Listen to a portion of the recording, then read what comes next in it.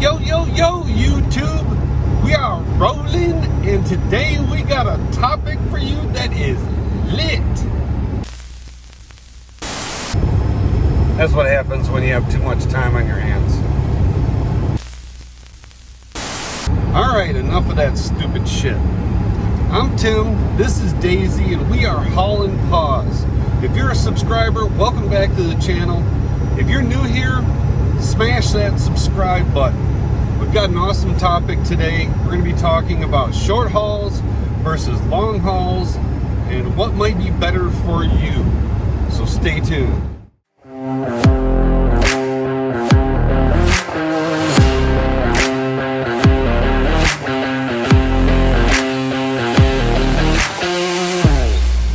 Welcome back to the channel. So before we get into the topic today, I gotta tell you a story. There are people out on this road that I just wonder how they make it through life. This morning I wake up, this lady pulls up to me. She sees hauling paws on the side of my truck, and she asked me if I have dogs.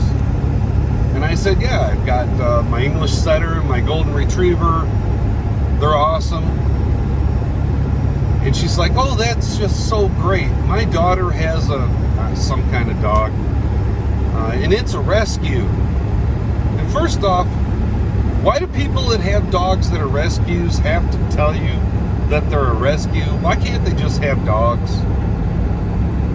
I don't really care if it's a rescue. Yeah, it's great. You went and rescued a dog. But you don't need to tell everybody that your dog's a rescue. But anyway, she goes on to tell me that her daughter has this kind of dog and they love playing fetch, and then she goes into all the different kinds of toys that the dog likes and what kind of food it likes to eat. And at this point, I know that the conversation is taking a turn down a road that I don't want to go down. It's 6:30 in the morning. I haven't had my coffee, and I'm really trying to be nice, but it's really difficult at 6:30 in the morning without my coffee. So she goes on and on and on. She tells me all the medical problems with the dog and cut its paw and all this other stuff, and I'm like, lady, I just want to get to my coffee, and I gotta pee.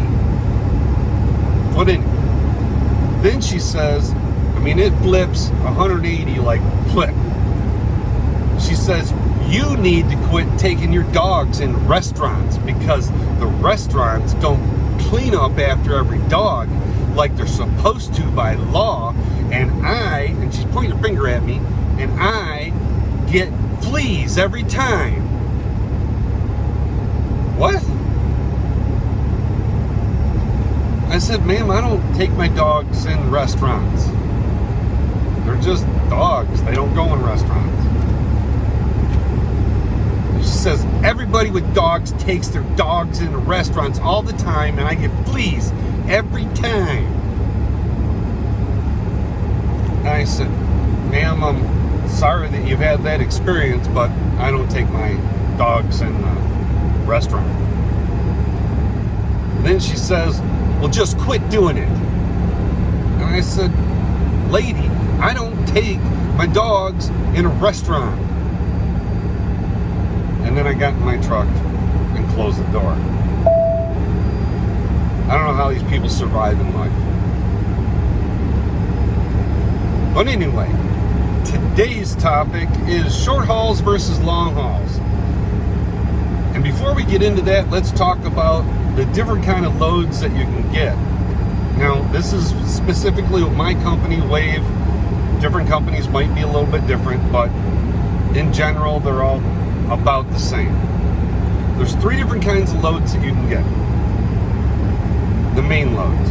You can get a light load, which is like a 20-foot trailer or 21-foot trailer that's lighter, usually takes a 2-inch wall, no weight distribution, that kind of stuff. Then you have normal travel trailer that you hook up all your normal stuff to.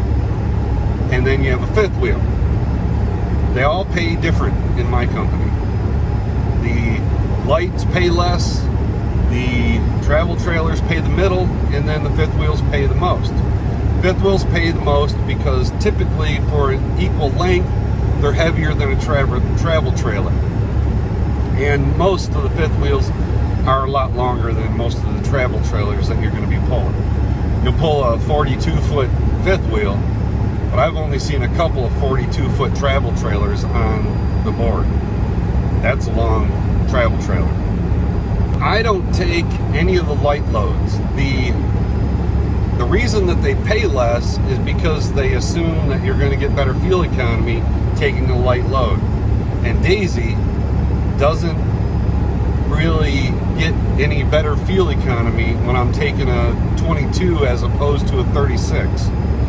It's within a half to 1 mile per gallon difference for those two loads. So it doesn't pay me to take a light load. If you've got a newer truck, then maybe you get better fuel economy and maybe it'd be okay to take those loads.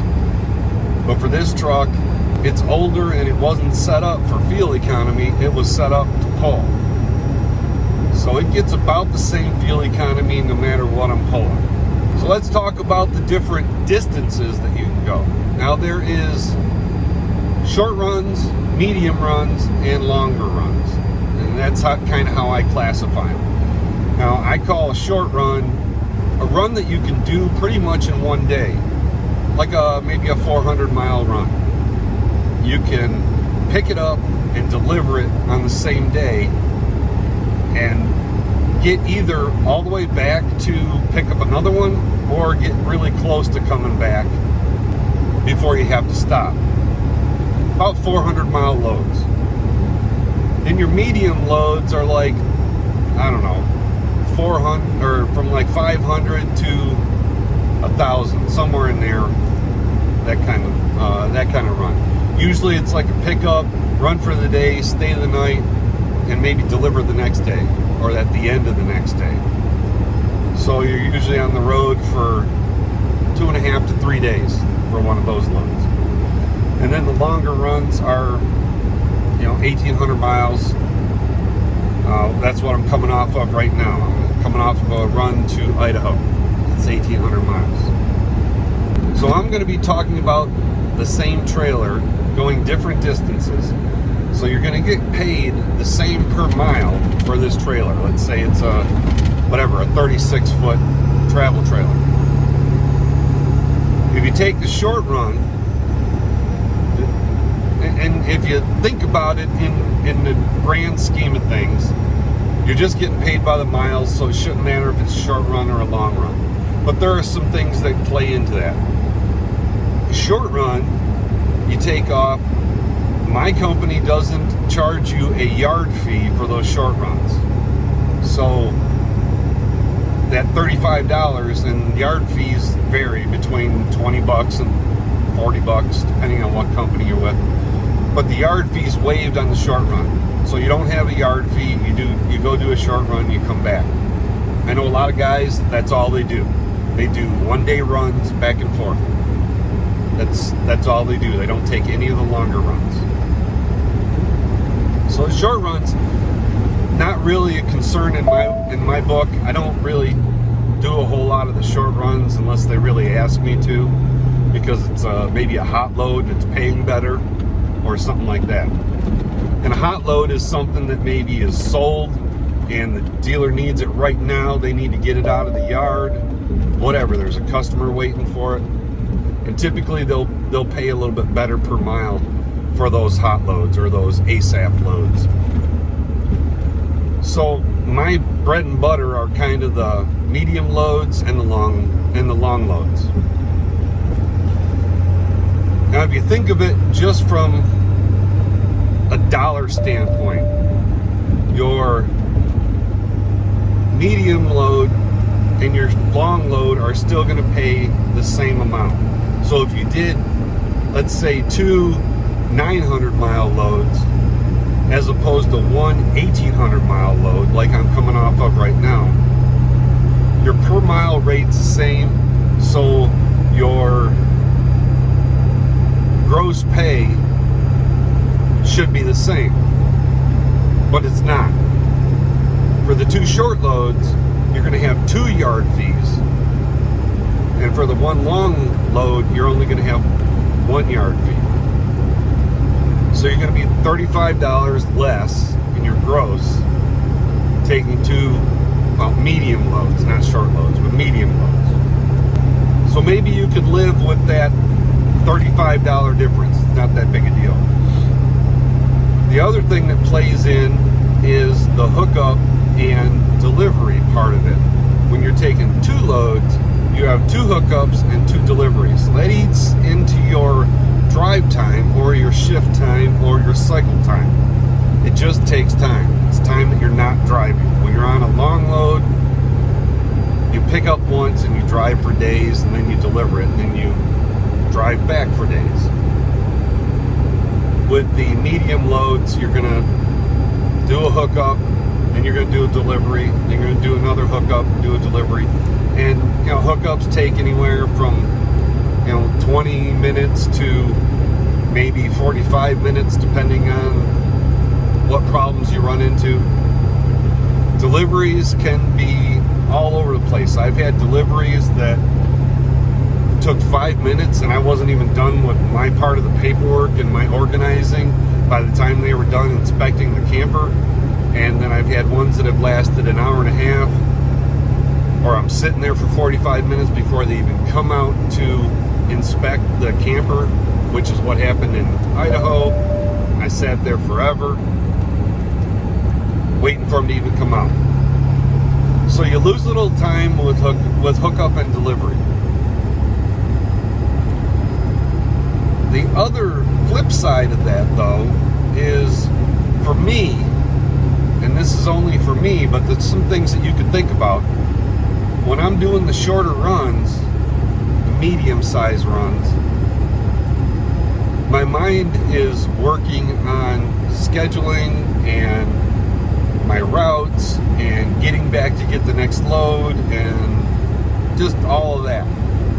So you're loaded, you're getting there, you want to get delivered, and it's working, so the time passes in my head faster. Then you get dropped off, and then you have a shorter deadhead to come back to then get reloaded and then start that process all over again. Dealing with the payments, dealing with the pictures, dealing with all that. Your brain's got something to chew on and do. The long runs, you do all that once, and then you drive for days, and then you deliver, and then you pretty much just go on autopilot for the next 1,800 miles to come home. And I'm in the last 4 hours of this 1,800 mile trip to Idaho. I'm heading home, I'm going to do my 34. So when I came out of Idaho, I went into Yellowstone, and I kind of did the touristy thing and went through Yellowstone a little bit. And then I went up through Beartooth Pass, and that was cool. But once I came out of there and I got into, I think it was Lorain, Wyoming, it's a straight shot, straight flat road, just coming across through Montana. Did I say Lorain, Wyoming? I meant Lorain, Montana. Through Montana, through North Dakota, Minnesota, Wisconsin, coming across here. So it's been like autopilot, and it's actually been super boring. It feels like a lot longer than it really is. Not really a whole lot to think about. Just listening to an audiobook, listening to the music, and just cruising. So in my experience, I've found that the kind of longer medium runs are kind of my sweet spot for not getting bored and feeling like I'm getting something accomplished. When I got 1,800 miles of just driving to do, I just don't feel like I'm getting much accomplished. I mean, I see the miles ticking and the time ticking down and all that, but there's really not a whole lot to do except for log drive and log stop. So my sweet spot are kind of those maybe $1,500 runs. They're, you know, about 1,000 miles, 900 miles, something like that. And it just keeps my brain moving. That doesn't mean that I'm not going to take some of these longer runs. I still want to get down to Arizona, New Mexico, and I love going down there. But to make my brain keep moving, the longer end of the medium runs are kind of where I want to be. If you could get more reloads on the way back, that'd be better, but I just haven't been able to get one yet. So anyway, I just wanted to give you my thoughts on,